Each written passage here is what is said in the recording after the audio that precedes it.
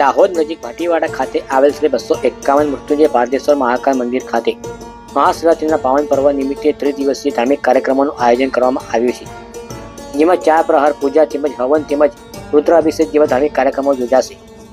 તારીખ 13 ફેબ્રુઆરી 2026ના રોજ શ્રી ગણેશ પૂજન મંડપ આહવન તથા હવન પ્રારંભ સવારના 9 કલાકે।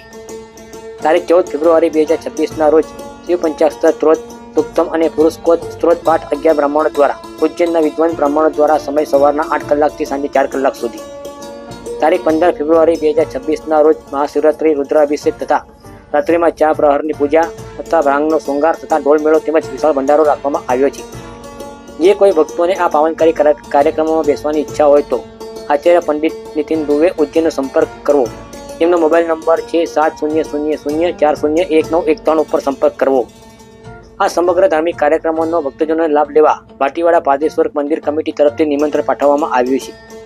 અહીંયા આપને જણાવી દઈએ કે દાહોદ નજીક ભાટીવાડા ખાતે 251 કિલોનું ભારતનું શિવલિંગ આવેલું છે।